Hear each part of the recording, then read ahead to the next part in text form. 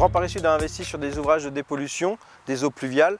C'est du traitement par des décanteurs lamellaires. En fait, ça stabilise l'eau, les arrivées d'eau avec des lames, de façon à ce que les boues stabilisent dans l'ouvrage, décantent et que les eaux repartent sur les bassins une fois dépolluées. Cette phase-là a été faite en 2005-2006.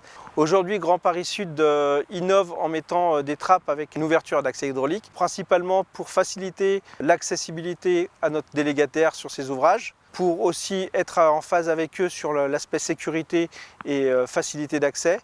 Aujourd'hui, on est en une phase test puisqu'on ne connaissait pas du tout le produit. On a donc équipé 3 ouvrages, 2 postes de dépollution et un poste de relevage. Et le but final, si le fonctionnement convient à tout le monde, c'est de le développer à l'ensemble du territoire sur tous les ouvrages qui seront équipés de grandes trappes.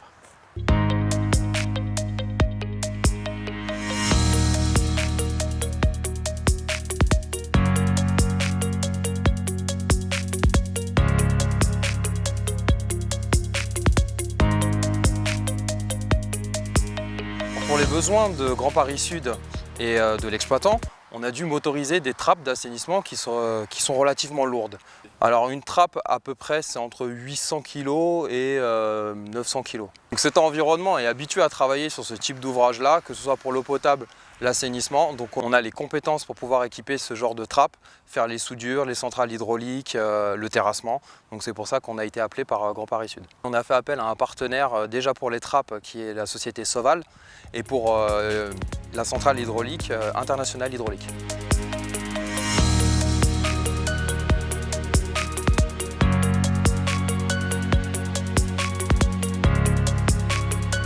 On a développé depuis plusieurs années un système de motorisation de trappes, que ce soit pour des trappes matérielles ou des trappes d'accès sur des locaux techniques.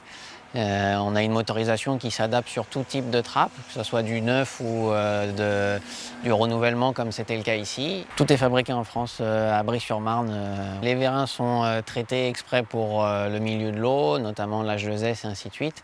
Et puis toutes les pièces qu'on peut mettre en inox, évidemment, sont en inox 316L, de manière à pouvoir résister à ce milieu-là qui est relativement compliqué, notamment avec l'H2S. Sur ces vérins-là, on peut avoir une pression de l'ordre de 80-100 bars, ce qui déplique plusieurs tonnes au bout de la tige du vérin.